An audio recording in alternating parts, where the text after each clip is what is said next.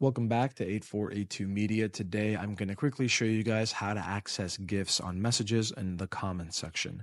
Super simple. When you go up to the messenger and you click on the person you want to message, right over here, there will be a button for choose a GIF. And now there's also a search engine. So let's say you want to find a GIF of, haha, loser.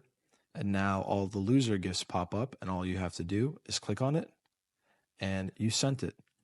I I didn't mean to send it to him, but you get the picture. So what else you can do is when you go onto the comment section, so let's say right here, comment, we click on comment, and now the gift pops up as well. So we can click on that and then also type in whatever we want a GIF of and send that out.